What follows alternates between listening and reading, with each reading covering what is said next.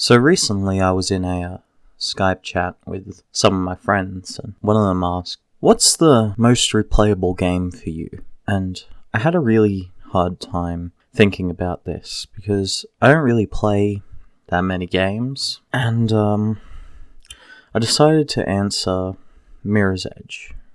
And Mirror's Edge is a very odd game. Not many people ever really played the original.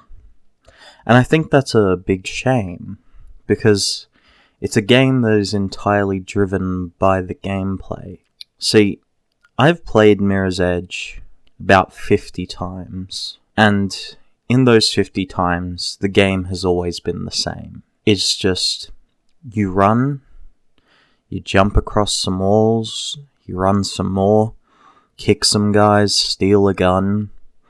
This game is just a repetitive story.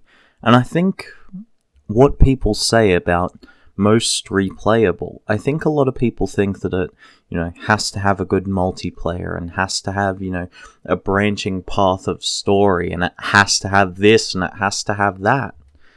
Mirror's Edge was just the game. There was nothing else. You played through the story, and if you wanted, you did time trials. For me, I personally just replay the story over and over again. Not paying attention to what anyone says, I just try and beat my own time over and over. I've gotten a lot better at this game over the past 3 years of owning it. And it's really a game that shifted my perspective on how games should be. Mirror's Edge wasn't revolutionary to me. It was evolutionary. Before it, I'd played like Pokemon and stuff, which just hook you in with the idea of constantly discovering new things. Whereas Mirror's Edge, they just give you everything off the bat. You just have to go and jump and explore this world. And I think that's kind of the magic of it. There's no abilities with it, They never say, this is, what you can have.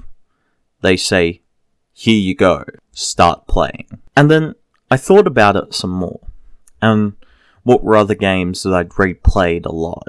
And Persona 4 jumped out at me in my mind.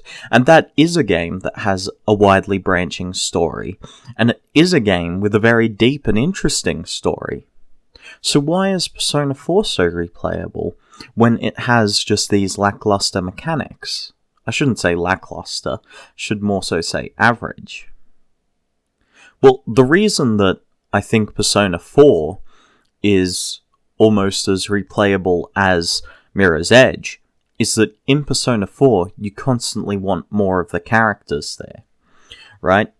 Every day, I sit down in front of my desk and I see this little figure of Chie from Persona, and I think, that was a good purchase.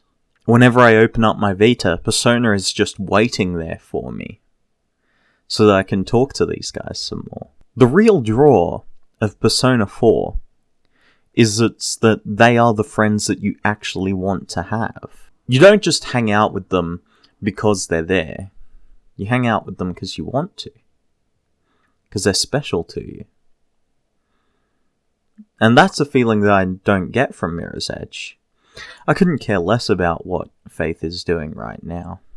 But I replay Mirror's Edge just so many times. I sit down almost every day and I just play it through. I can play it through in an hour. And that's just amazing to me. Because I sit there and I just play it.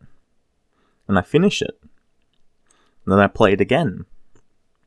Then I finish it. And then I play it again. And it's this infinite loop of just the same game over and over. But I'm constantly getting better at it. I'm always improving my skills. Persona, I don't care about the main character. More so that I care about the progression of everyone around you.